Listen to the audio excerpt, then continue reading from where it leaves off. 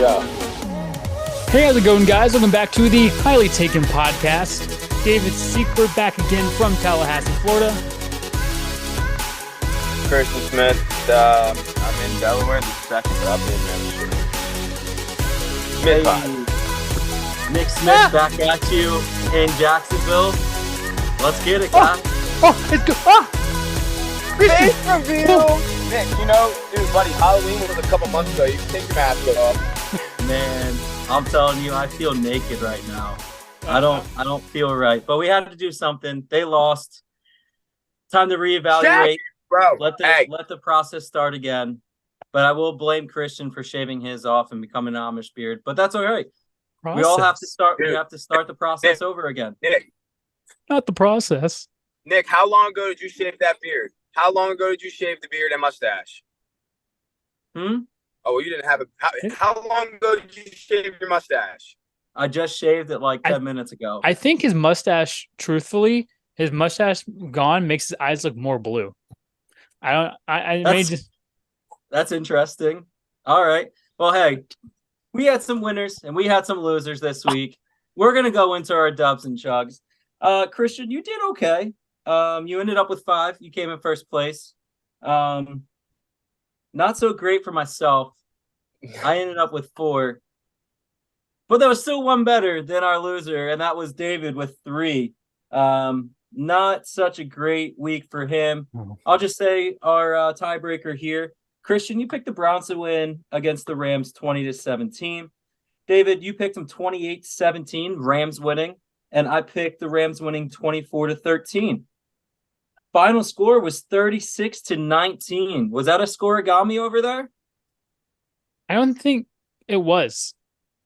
Okay. The Dolphins game was, though. The Dolphins game was a scoregami for sure. Yeah, that was weird. What about the Jets game? I didn't check. Now I'm gonna have to go to scoregami and check. That was 8-13. Jets. That was a weird one for the Jets. There was two games yesterday where it was the second time it's ever happened. 13-8 was the Jets game. I guess that's not too bad. I mean, you can go for 2, so I'm not going to say that one counts. But they had 5 points there for a while. But yeah, David, you lost. Let's just say we all got at least 2 picks wrong. All the same. SMU beat Tulane. That green wave, unfortunately, just wasn't enough to stop the Mustangs over there. Sorry, SMU, I wasn't familiar with your game. I know. And needless to say, we all got another one wrong. Probably the biggest of the week. We all picked Georgia to beat Bama. And we all know how that ended up. It started with an argument all day yesterday. After we talked about it, and I predicted it correct. You guys said if they made that decision, it's not necessarily the wrong decision. But you still proceeded to argue with me the whole entire day. Yeah. So I have a good it's a page and a half. That I want to. So bear with me here. I have an entire list I'm going to go down, and if you want to say something afterwards, you can. So here's where I'll start. And before I start, like Nick said, I'm not angry at the decision of Alabama going in. I'm angry of the reason why Alabama went in over FSU to begin with. Now, before I start, I want to reiterate, I do not believe FSU is a top 4 team in the nation. That being said, the top 4 best teams in the nation have never been chosen for the college football playoffs. We've had teams like Washington in 2016, Notre Dame 12-0, Michigan State going in, and Notre Dame as well. 13-0 Cincinnati, who made it into the college football playoffs. And then in last year's TCU, people said they shouldn't make it in. They probably shouldn't have. They got blown out, but they did beat Michigan. People want to say, oh, it would be a blowout. We want a close game. Nick, what if I told you that 5 out of the 18 college football playoff semifinals have been only 1 possession or less? Only one of them has been by less than 6 points. The average margin of victory for each college football playoff semifinal is 19 points. There's a 3-possession lead for any semifinal. So obviously something's doing wrong. The committee always picks the best 4 teams in the nation. Historically, that is not true. Now, I just want to say, what is the best? We're taking a group of 12 or 13 old people that are chilling. They probably haven't touched a football in their life, picking who the best 4 teams in the nation is. For example, they thought Georgia was the best team in the nation last week. For the whole entire year, they thought Georgia was the best, but they lose one game to Bama, and now they're the sixth best. They're not even better than FSU. And it makes me wonder how big is that. Now, FSU got all their games. They won all their games. They had 13 people, and they won. Historically, they let people in. Are they one of the best? Not at all. And then the reason why, Travis's injury. I understand without Travis, it's a big hit. However, Travis has been injured for 3 weeks now. 2 weeks ago, they're ranked 5. Last week, they were ranked 4 going in. Texas was ranked 7 both weeks. And then you go to this game where FSU beats the 14th team in the nation. Oklahoma State's the 18th team in the nation, and they get jumped with a third-string quarterback. And may I remind you, beating the 14th team in the nation with a third string is somehow something that you're going to take away from an entire team. Your third string went in there and won a game against the 14th team in the nation. Your third string did. He's not even the second string. The second string who has thrown for 500 yards, 5 touchdowns, and 0 picks this year. Now you want to say, well, Oklahoma State, are they a better team? Oklahoma State lost 33-7 to South Alabama, and they lost 45-2 to UCF.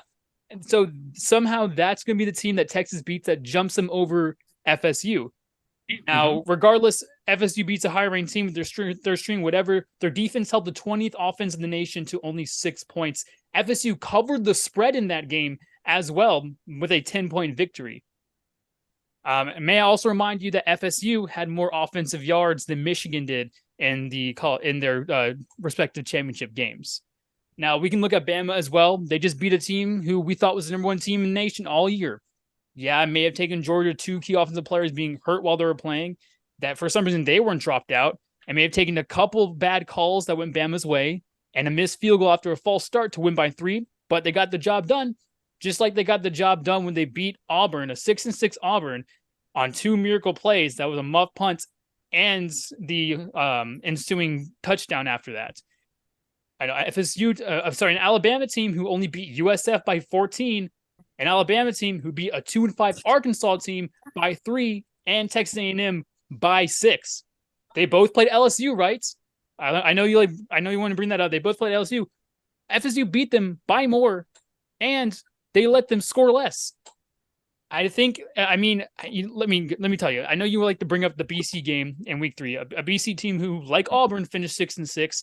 A BC team who beat Georgia Tech by 15 points, a Georgia Tech team who also finished 6-6, who was 2-2 versus ranked teams this season, which, that doesn't pass the eye test, I guess. That's why we let Bama in. SEC is so much harder than the ACC, which is why I guess the ACC went 6-4 against the SEC in college play this year. Again, okay. I'm sure are you done? No, I still have half a paragraph left. I'm sure that no one has ever won a championship with the third string. I'm sure no one's ever won a national title putting a backup in at halftime in the national championship.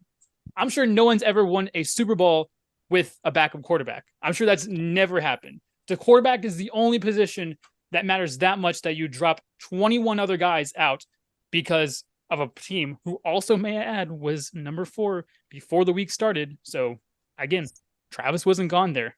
But you want to tell me they let the best 4 teams in. Does Washington beat Ohio State? Does Washington beat Georgia? I don't think so. That would mean that Washington's not a top 4 team in the nation. Now, I know these 12 random dudes probably have never sniffed the field, and I'm sure that they definitely didn't change their criteria all of a sudden. They've done such a great job making these matchups not blowouts in the past. Their opinions are just that, opinions. And at the end of the day, these circumstances, no matter what happened, FSU went 13-0. They went and played. Mike Norvell put a group together and a scheme together that made them win. And what happens? The committee shifted the goalpost. Again, I don't think FSU is one of the best 4 teams in the nation, but they're definitely one of the 4 most deserving teams in the nation. And I think all those players, all the coaches, and fans have every right to be outraged and downright ticked at the committee's decision. And you can wake up now. I disagree for one reason. You say yes, ACC went 6-4 against the SEC, correct? But the best SEC team they played was LSU. That is the best SEC team that they played. You're playing the bottom of the barrel in the SEC, Vanderbilt, Arkansas, all of them. You went 6-4. Congratulations. Arkansas is the bottom of the barrel, the one that Alabama beat by bottom 3, of the barrel. right? But here's another thing for you. Your marquee win in FSU is LSU. Alabama beat LSU. Alabama beat By Georgia. less. Alabama beat Ole Miss. Alabama beat LSU by less. And then you want to talk about Washington going undefeated, and you're thinking, do they deserve it? They beat Oregon, number 8, twice. You know, so you can't take their them best out. win is Not Oregon, who they beat twice. Washington State. They How beat good's Oregon? State. They beat all of them. They beat Washington State. They beat 5 and 6 wins. Washington State. I understand what you're saying. You think FSU belongs, but they don't. They don't belong. They're not the better team. I understand they've done it in the past. All right. I get it. It's a power. Shut up. It's a Power 5 thing. But I'm telling you right now, if Travis was there, 100% they get in. I get it. I get the frustration. But unfortunately, they were not going to leave out an SEC team, and it's just not going to happen. They made the right call based off of the better team. Do I think FSU, based off what they did, sure, maybe they deserve to have that spot, but unfortunately, they're going to get slaughtered against Georgia too. So I just don't. I'm sorry, but based on that, they made the right decision. They picked the 4 better teams. It's unfortunate. It's supposed to be the 4 best teams. They didn't pick the 4 best teams. No, they did. They did pick the 4 best teams, David. I thought that was what the whole point of your argument was. I thought we just stated that they picked the 4 best teams and not the 4 most deserving. Okay, do you think that Washington is better than Georgia? I don't know. To be 100% honest with you, I don't know. But I'll tell you what, man, if Washington was able to run through the Pac-12, doesn't matter if there were slip-ups or not, dude. They ran through the Pac-12. And how are we going to sit here and be like, how are we going to sit here and be like, man, dude, look, like, you know what? They've had some sloppy wins, man. So I don't know if I could say that they're the best team because we're Eagles fans. We're Eagles fans, bro. We have sloppy wins all the time. I'm going to sit here and tell you we're the best team in the league right now. Okay, so winning matters. Gotcha. So, I mean, do you think Washington's better than Ohio State? I mean, Ohio State lost. Winning matters. But who didn't lose? FSU didn't lose. Did they play in a championship game? FSU did, and they won. I'm just saying. But ACC. Your argument is that garbage. FSU wasn't the best team, which I agree. But if you leave a team like Washington, who you think maybe wouldn't beat Georgia, then they aren't a top 4 team either. They're picking and choosing their criteria here. The only reason Washington would have a better shot at beating Georgia than FSU has. Washington, Washington beat Georgia twice, bro. Or not Georgia, I'm sorry, Oregon twice, bro. Like, and Oregon State and Washington State, those are all better wins. 5 and 6 Washington State was a better win. Yeah, a better win than Louisville. 9 and 2 Louisville. I don't want to talk about that because Louisville, I'm telling you, Louisville was such an overrated team this year, man. It's not even in question. They were an overrated team. They didn't belong there. They showed they didn't belong there. Plus, the ACC refs completely missed a touchdown pass that they had. Dude, that completely changed the momentum. It doesn't matter. No one said that at all. You're the only person like, that was a touchdown. It was a touchdown. It was not a touchdown. Insert the clip. You'll see it. And the editor David back in, trying to go another play-by-play, showing you how wrong Nick is, how delusional Nick is. So let's try to break this down as slowly as possible. So here's the end of the play. They're going to go back into replay real quick. So here you go. Slow it down a bit. And ball's still bobbing. Ball pops there. He has not maintained control. And you're telling me with that ball, somehow he kept control through the ground with that. There's absolutely no shot. Here's another replay of it. Over the top. Never has control, and you're telling me that he had control enough for a touchdown at all? This is slowed down, may I add. They never had the ball at all. Here we go. Up. Ball's popped. Boom. The ball's in the right arm. And the ball's popping up. I don't understand how we keep saying this is a touchdown. It's an automatic dead ball when you try to tackle someone in the end zone when they already catch the ball. No!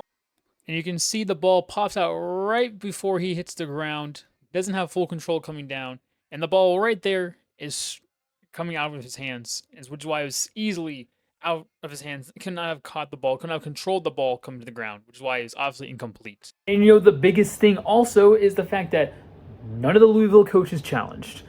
None of the Louisville players were upset. The person who dropped the ball got up and realized he did not get a catch, did not argue at all. All the announcers did not argue at all. None of the fans have argued this at all. And if you look up incomplete pass or anything on Twitter or on YouTube about this play, nothing comes up. And I wonder why, because it was obviously incomplete. And Nick is living in a delusional FSU hate world. So, incomplete. When they're coming down they have to survive the process of the catch. And they're both coming down. And then they swiped it out of their hand. It was a catch. It doesn't matter. FSU's out. You got to deal with it. So a lot of interesting things happened in the NFL this weekend, boys. I don't know. Yeah. I don't know if any of you guys caught it. Just like the Louisville player didn't catch that football, Nick. I want to stop it because there was huge news that just happened today. Big news. First, let me start off with Niners fans, Niners players, go yourself. The way you celebrated that win, the way that was such the sportsmanship that I got out of them. Debo doing that constantly. Come on now. We didn't do that to you. Maybe you had a chip on your shoulder because we took out your quarterback last year. That's not our fault. But the way you played very dirty in that game, I saw some hits on there that were super dirty, and you took advantage of it. And that is the worst sportsmanship I've ever seen in a game. But does not matter. In other news, Shaq Leonard is a Philadelphian Eagle now, and we needed that position. They showed us last night why we needed a linebacker. They absolutely torched our linebacking core. And Shaq is going to come in. Yes, he's towards the end of his prime, but he's still, if we can get a little bit out of him, I'm happy. But we needed that position, especially when you have other linebackers coming in. I think it's like Christian. Go ahead. No, go ahead. No, I talked for like 10 minutes. You can go ahead and talk. Look, I'm about to get inside. So go ahead. I'll let him get inside. No pause. No, but yeah, I mean, the tackling was the big issue yesterday. There were a lot of plays where you saw missed tackles in the backfield. There were a lot of plays you saw missed tackles in open field. And I wouldn't say they were scared to hit. It's just they were doing it very sloppily.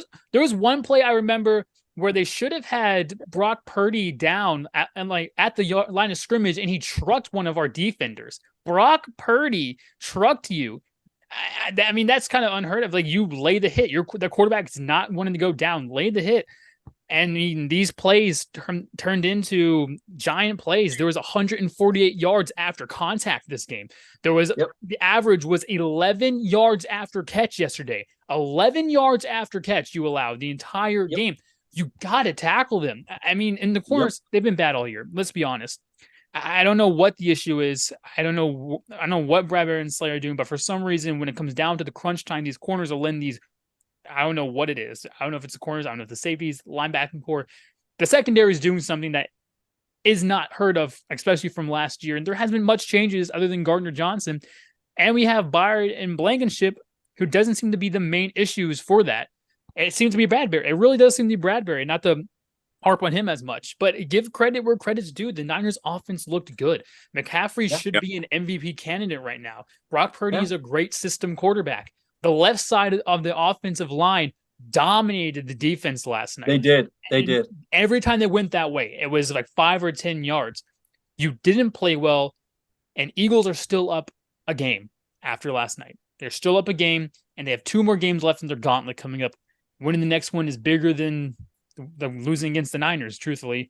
Plus, Dallas Goedert comes back. And so the best thing for it to happen is for this loss to happen against the Niners, because now we know what needs to be done. They get to regroup, they get to look at film, and get to see what they did wrong. They get to actually, see what they did wrong. Jalen Hurts played a really good game yesterday. He had 300 yards passing. He had a touchdown, no turnovers, the big thing, especially in a wet game. He added 20 and a touchdown on the ground. Brian Johnson run the ball. DeAndre Swift ran the ball 6 times yesterday. 6 times. This guy is the 4th most rushing yards in the NFL right now, and you're giving him the ball 6 times. You can't rely on Jalen Hurts' arm the entire time when you have one of the best offensive lines in football, so it doesn't make sense to me. There were some good things that came out of it. Like, our offensive line looked pretty well. I mean, they gave Hurts a lot of time yesterday, especially against that front four, which arguably is probably the best front four in football right now. And they played great against him, and that they can build momentum off of that.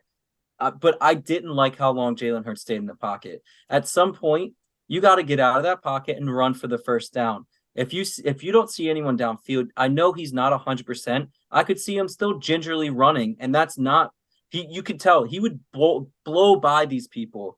But I'm telling you right now, if he has that much time and everyone's covered, he needs to start using his feet again. And I don't know if it's because he wants to prove that he doesn't have to, but I want him to be the quarterback that we know he can be and use those feet, because then they're going to have to try to spy you and figure it out a different way. And guess what? That's going to open up the field downfield and hit Smitty or Brown downfield. So I think they need to go back to the drawing board, and 6 rushing attempts for Swift is not okay. It's not okay at all. Right now, the way he's running, he's a top 10 running back in the league based on the stats he's putting up this year. Use him. Don't be afraid. We have a line for a reason. We'll dominate the trenches with our offensive line, and they need to use them. And I can't wait to hear what Christian has to say. Yeah. To your point, Nick, what you said about Hurts in the pocket, that was my biggest takeaway. A lot of time, I mean, almost an incredible amount of time he had back there in the pocket. I mean, it felt like he had all day to throw on every throw.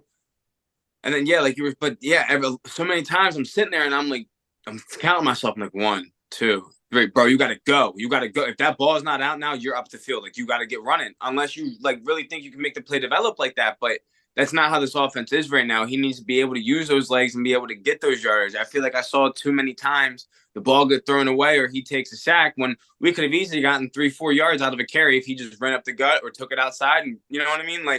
So yeah, that was my biggest thing. But then I guess it kind of goes back to, are the receivers not getting enough separation in time? Is the play calling that bad that the plays are made up so badly they can't get separation?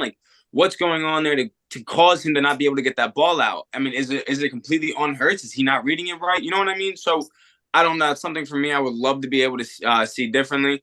I think you're right, Nick. I think he does kind of want to develop more of a pocket passer, but that's not his game. Yeah, right. It's just, it wasn't there. I don't know, man. I feel like it's just not his game. You got to go back. I mean, we drafted him knowing he was a two-way quarterback, right? Or not two-way, but two-style quarterback. He can throw and he can run.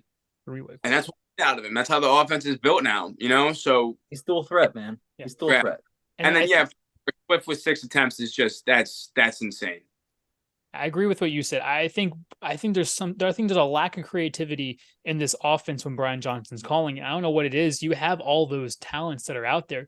There's no way can find one guy out there. There's no way that you're not be able to create some sort of separation with Smith, even Julio, even Quez. I mean, granted, there was a lot of questionable calls in that game yesterday, but if you put yourself in a position where the refs are the reason why you lose and you didn't play well enough, the Eagles did not play well enough. The Niners, they wanted it more yesterday. They wanted it. I mean, you could tell by the way the physicality alone. I mean, I don't agree with some of the things. There were some dirty hits. Not to mention, you try to punch a security guard. Come on now, man. That is so ghetto. That's so trashy. Why are you going after a head of security? That's so dumb. But to take it, I mean, they dominated physicality. They wanted it more. We were arm tackling. They were full on grabbing and make sure they were getting the guy down. And that's what it comes down to. But I will say this, congratulations, you won in the regular season. Now, I don't know if you want to play Jalen Hurts a second time when you dominate that bad, because Jalen Hurts is always out for blood. And he statistically proven when he loses like this, he doesn't let it happen again. He doesn't. So, I mean, taking that, the only thing I'm afraid of now is possibly losing home field advantage, and we need that. We need home field advantage. It's a huge help, but now take away everything. This is the most important game coming up on their schedule. You have to beat Dallas in Dallas. You need to go and look and see what Seattle did with a average at best offense and go out there and dominate them on the offensive side. Is Shaq Leonard going to play? I don't know. We need him, so maybe we run a basic defense. But we need him in the game because that linebacker core is going to get torched if he doesn't play in this game. Dallas Goedert, it's proven not having him in this offense is killing them. So if he's back ready to play, he's going to have a monstrous game next week as well. Yeah. Christian. Yeah. Yeah. I mean, I think you're right on that too, man.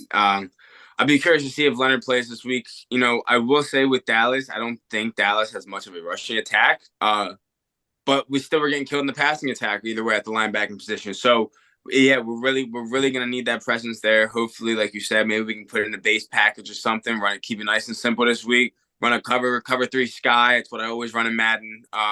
That's probably the best one to go with there. You get him, you get him playing one side here. It'd be all good. So yeah.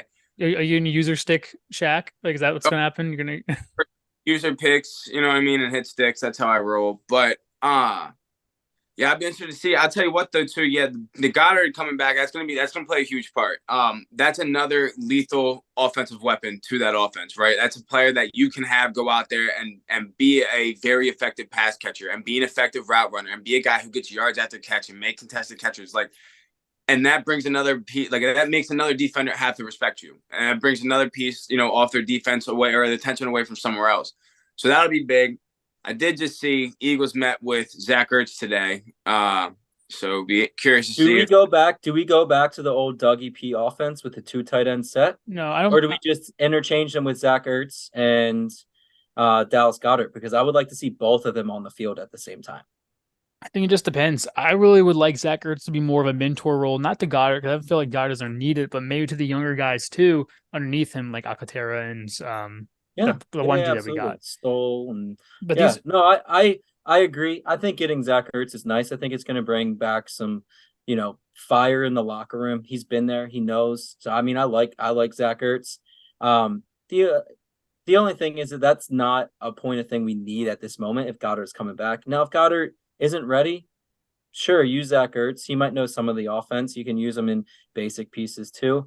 But I want to get rid of, stop talking about the Eagles. It was depressing, but, congratulations, you won. It was they absolutely destroyed it. I mean, I won't take anything away from that, but there was 2 surprising wins this past week. And I mean, we had to talk about it. First of all, the Rams just put a beating on the Browns. Now, is the Rams offense just that good now? They finally are clicking on all cylinders. Kyren Williams is an absolute beast right now, and it seems like he can't be stopped. Yeah, it's interesting you say that. But, I mean, I didn't get to catch the back end of the game, but I know it must have gotten crazy somewhere along the lines because I know at one point I looked up and there's 8 minutes in the fourth and it's 19-20. And then next thing you know, the final score of the game with 8 minutes left in the fourth quarter becomes 36-19. I have no clue what the hell went wrong. I think Joe Flacco threw a pick inside of that time frame. I have no clue what else had happened, but yeah, man, that's crazy. It was crazy, but I think you might be right. And you know what's crazier too is they're doing all this without Cup. Like they're doing all this offense. Cup was playing, or he had a touchdown. Touchdown, I say. He had a touchdown. But he wasn't like Nakua's the guy right now. Right. And Nakua is 100% the guy right now. But I think that's what even makes this offense that much better is now you can do this without Cup, but you still have the option to give that ball to Cup. You know what I mean? So it's definitely playing in their favor. The problem is it too late? I mean, well, no, they're 6-6, right? They are so. Man, dude, I'm telling you, the last 2 wild card spots right now is up for grabs. You have the Rams 6-6, Seattle 6-6, Vikings are 6-6, bring them up. Packers are 6-6, and then you have the Bucks, Saints 5-7, Falcons 6-6. Oh, I mean, Nick, it's up for grabs. Nick, what did I say to you first thing last night about that Packers game? Yeah, no, you're right. I know. Hey, tell me what I say. Love. It looks like Love's starting to get his rhythm, man. It looks like they're starting to play. You called it. I mean, you said you wouldn't be surprised if Kansas City lost, and they did. They did. I mean, and that goes to show. Is Kansas City the same team? I don't think they are. I don't think they have the weapons on offense. For some reason, I don't know why I was doing this, but for some reason last night at like 10 o'clock at night after I watched that game, I was just sitting there and just thinking about what the Chiefs could do. If I'm the Chiefs, I'm trading my next 3 years of draft picks away for the 3rd pick and drafting Marvin Harrison. I mean, that'd be nice. Yeah. I mean, too bad, trade deadline's over. So it's going to have to be a post-season, off-season type thing. That would make sense. We don't even know who has the first pick right now, buddy. So that's Panthers. What do you mean? I don't care. You can play the rest of the games. It's going to be the Panthers. Chicago's going to have the number 1 pick. Panthers don't have the first pick. The Bears have the first pick. No, sorry. You're right. The Bears via the Panthers. Yeah, I don't know, man. We don't need to talk about that. Yeah, I think Kansas City. I think Mahomes just hasn't looked the same. But it doesn't help when your guys aren't not catching the ball either. I mean, they don't have a true number 1 wide receiver there, and that's a huge issue. All you have to do is double cover Kelsey. Last night was the most amount of points they had let up on the season. Before that, it was 24 when they lost to us in Philadelphia, or I'm sorry, in Arrowhead. Your defense has only given up literally like all their losses have been, if they scored 20 or more points, they've lost. And that's only 4 losses. Their defense has been playing amazing. We said it though, there is no help for Patrick Mahomes. And if as a defense, all we have to do is guard Travis Kelce and watch out for Pacheco, you're good. That's 2 players you have to watch out for the entire time. That's it. The ball is either going to go to Kels. Kels I think he had like 4 receptions for 81 yards. That's good. But, bro, 4 receptions. He got the ball 4 times. Mm-hmm. Like, that's not consistent enough because you took him away. He can have his yards. Great. He's going to get his yards. But you still took him away. And then Pacheco, same thing. He had a good game last night. 101 yards. Yeah. Yeah. 101 yards off a couple carries and a touchdown. Great game. But there's nothing else there. There's nothing else there. There's no number 2 guy. There's no backup tight end. There's no slot. Like, there's absolutely nothing else inside that offense.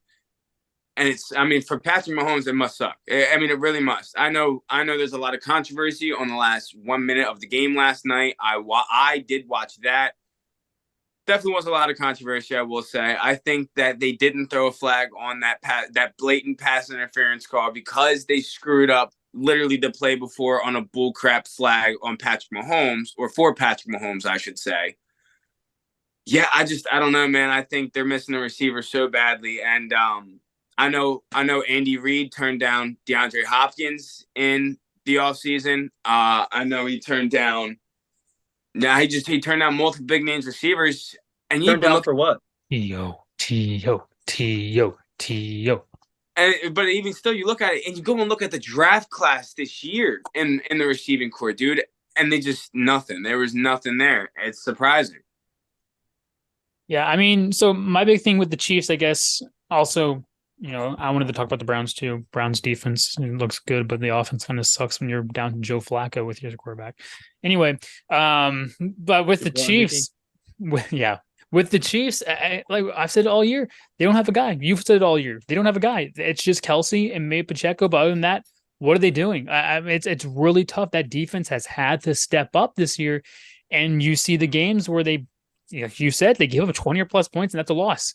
That's crazy. And 20 isn't that hard in the NFL. Not nowadays. Not when you have how offensive heavy this league is.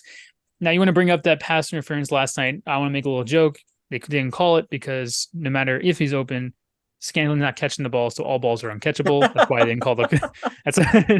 But that's so bad. That was a blatant pass interference, though. Come on. Unfortunately, it was a makeup call. I'm not a fan of makeup calls. I think makeup calls are stupid. You mess up. Don't make up a call. It's dumb. And now both teams are like, oh, boo, boo, refs, and I hate the ref argument thing. But yeah, I don't know what the Chiefs do. They're going to make the playoffs. Right now, they're going to make the playoffs. Their division isn't looking that great right now. The Broncos are 6-6. But I don't know. They can't get anybody. There's nobody available on free agency as a wide receiver. Their bed's made, and they're going to have to push through it or not. Yeah. Listen, man. I'm looking at this wild card, so they're going to. I'm assuming win their division, and Broncos are 6-6 in that division. I'm looking at it. I'm looking at some of these wild card teams that they might be playing. Let's say they play the Bills. I'm not sure they're going to be able to handle that offense right now, the way they're playing. Yes, Bills don't look that great, but I just don't know if they're going to beat anyone. I don't know if they're going to be able to handle the Steelers defense. I don't know if they would even handle the Browns defense if they get in. Not to mention, if the Texans get in, I don't know if you can handle that offense the way that Stroud plays. I don't see them being a contender out there in the playoffs this year. I just don't. I don't see it. Here's the thing with Kansas City, man, and it's, we talk about all the time in sports. They're getting cold at the wrong times when every team it feels like every team that's trying to make a playoff push is getting insanely hot right now. You know what I mean? The Rams, they're looking absolutely crazy, scoring 30 plus in their last 2 games. CJ Stroud, the defense finally stepped up for him. Finally stepped up for him. Good. And shout out to the defense for that. Yep. Oh, you have these teams, dude, now that are just slamming down the ball, scoring points, making stops on defense, dude. Now you go and look at someone like the Chiefs. Dude, they're out here getting exposed. You just got exposed by the freaking Packers last night. The Packers, bro. Like, come on. No, at this point now with that team, nobody's scared of them. I truly don't think nobody's scared of them because we're starting to see, okay, look, we know Patrick Mahomes is a great player. We know he's a good quarterback. We know if there were literally B- players out there, this team's probably 10-2. But that's not the case. There's D- and F players all over the field on that offense. All over. And you can't do anything with that. Nope.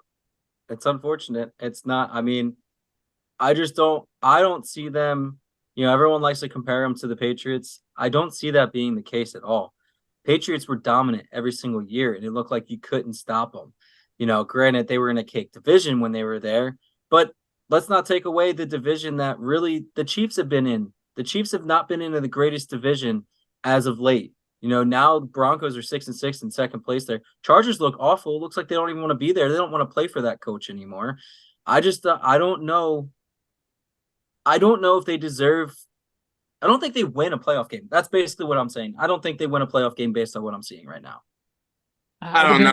If they go up against the Browns, I feel like that could be the one. I mean, there's a lot of 7-5 teams over there. I don't know who. Steelers are 7-5. Browns are 7-5. Colts are 7-5. Houston 7-5. That's nuts. Yeah, that's nuts. The thing is, though, I'm not sold on the Browns right now or the Steelers anymore. I'm just kidding. I don't know how much time's left. I was just counting down. Yeah. I'm not sold on the Browns or Steelers right. Yeah, so what I'll say is you made a good point. We have 4 teams tied at 7-5: Browns, Steelers, Texans, Colts, and then we have Broncos and Bills at 6-6, and even the Bengals are at 5-6, barring tonight's game against the Jags. So who are we picking those for this AFC wild cards right now? I don't know. I don't know.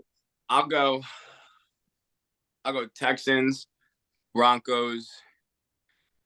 And I think Mike Tomlin prevails and somehow gets his team in there. I'll go Steelers. I think the Bills are going to squeak it out and get in. The other two, I don't know. Dude, that Bills schedule is so rough here at the end of the season, it is. Dude. You think they're going to go to the Chiefs, Cowboys, Chargers? I put Bills in there again. And who they have play in? They also play the Dolphins. But you think they go to the Chiefs, Cowboys, Chargers, and Dolphins and somehow squeak out that's rough. I mean, I think Colts and Texans make it based off how easy their schedule is to end the year. And then, I mean, who do I have outside of that? I feel like I think it's going to be the Browns. I think the Browns, other than the Jags, have an easier schedule at the end of the season. I don't know. I don't know. I don't want to even think about it. I don't know. It's so hard to look. I mean, the wild card on both sides it's a crazy race. I mean, I just don't know who gets in and who gets out. I mean, like you said, it's probably going to be based off strength of schedule at this point. But I feel like the Bills, I think they're going to find it at the right time. And I think they're going to build that momentum and probably get a spot. I don't know. And one thing to win that Cowboys game. That's all that matters to me. Beat the Cowboys. All right, well, kind of touched on it, though. We got football tonight, boys. We got football tonight. What are we thinking? I think the Jags win this one at home. I don't know. I mean, the Jags Jags have not impressed me at all this year. They really have not. They've been a mediocre team all year. At best. Yeah, and Etienne needs to get going. If you don't get Etienne going, that offense isn't going to click, and you're gonna see that happen tonight if they don't get him rolling.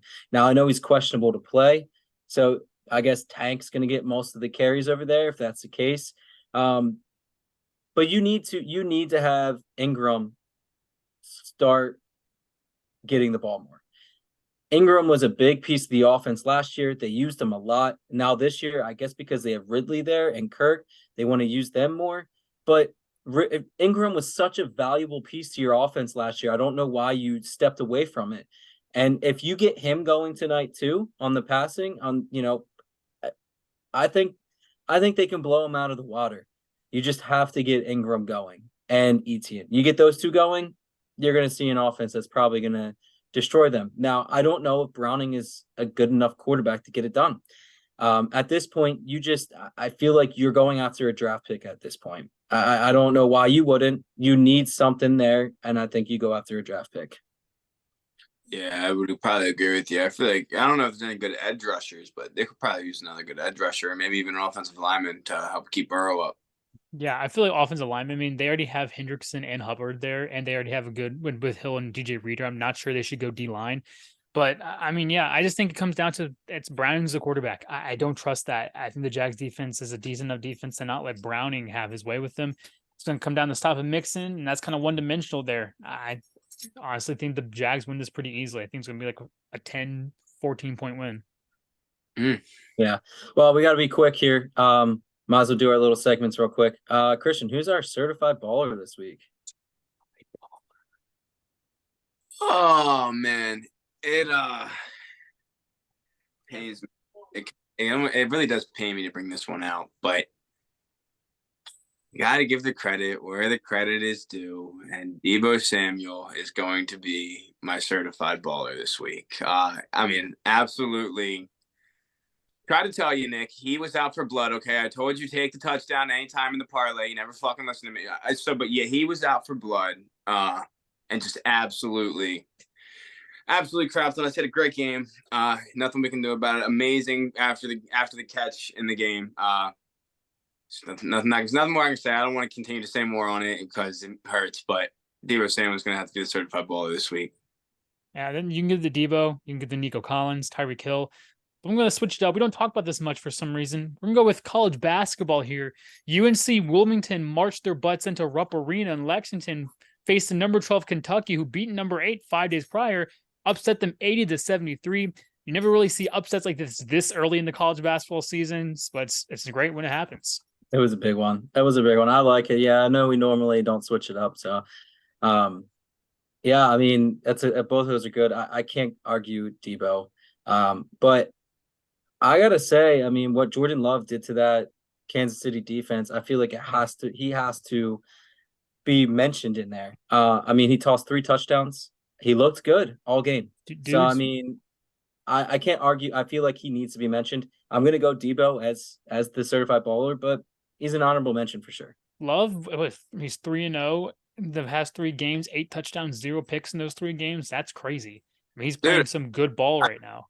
I was saying, man, when Nick and I were talking about that, I was saying, dude, the Packers are picking up. Jordan Love's starting to get the hang of things. He's starting to understand the offense more. Him and Matt LaFleur are clicking. They're not scoring, like a whop. They're not scoring a whopping amount of points, but they're scoring 26, 28 points a game right now, and that should be able to get the job done when your defense is holding up on the other end. Yep. So what do you have as your deflated baller?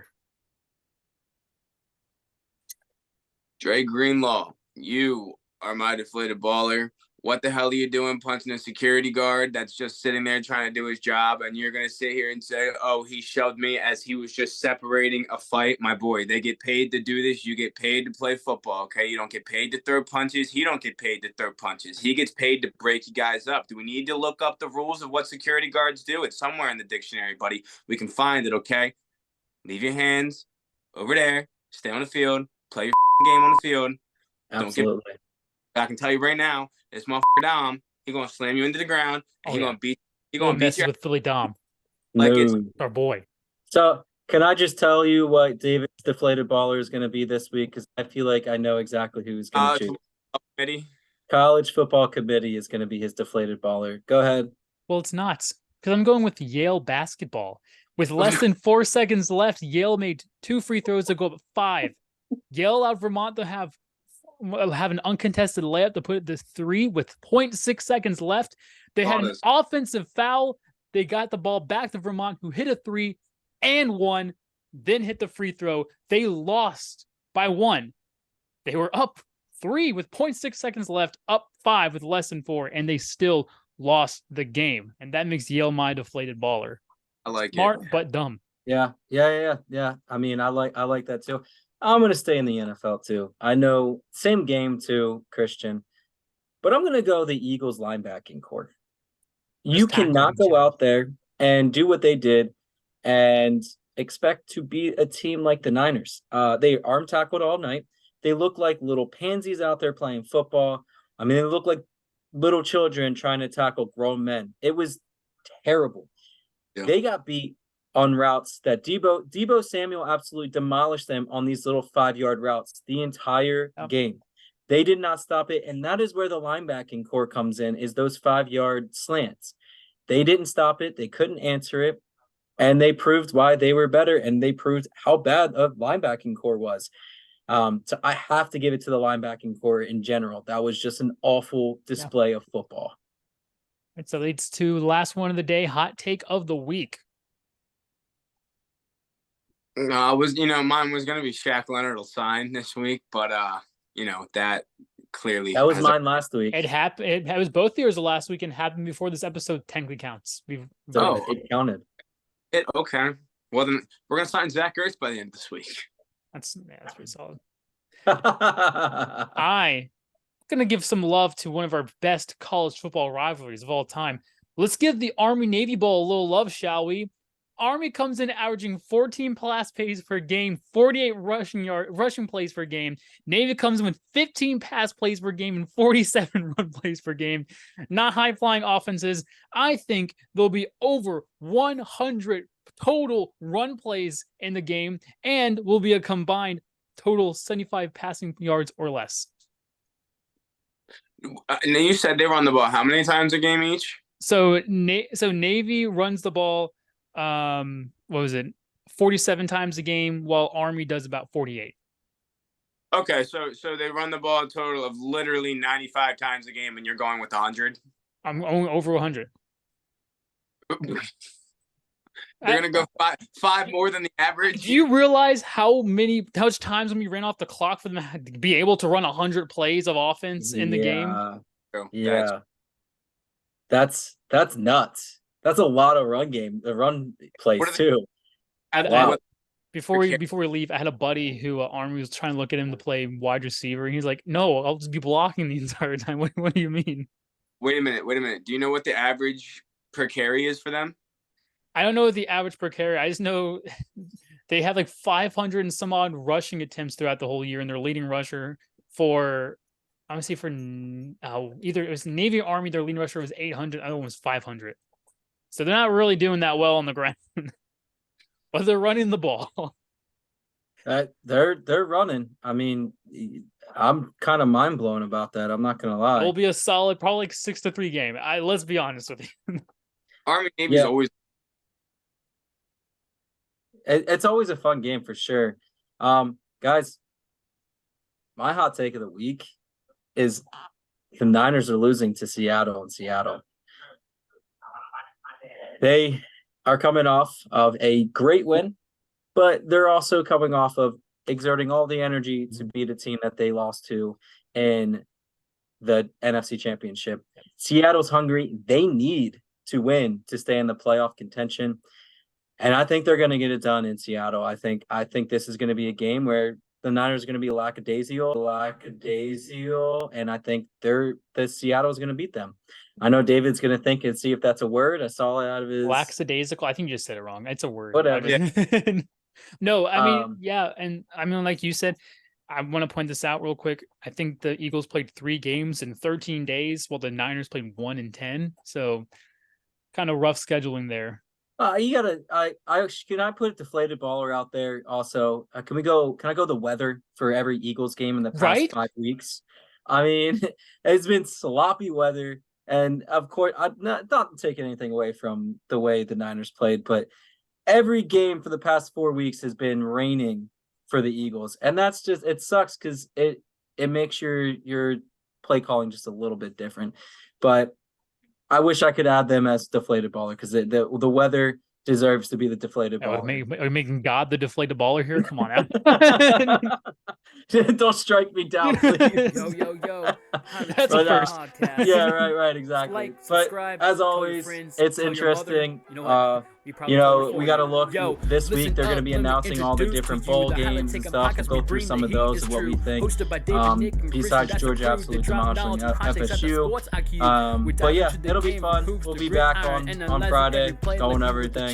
Enjoy the week, guys. Enjoy the weekend, and please send me the first part of Friday's episode. I did send it. If you did, then that's on me. Okay. All right, perfect. Bye. Deuces.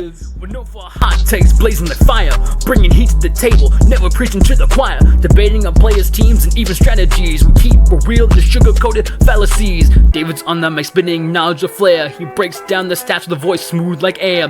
Christian's a funny guy, bringing laughter and joy. He got the jokes unlocked and no one can destroy. Needs the analysts, break down the X's and O's. He sees the game differently like nobody knows. Together unite, forming a podcast dream team, making waves in the industry, fulfilling their scheme.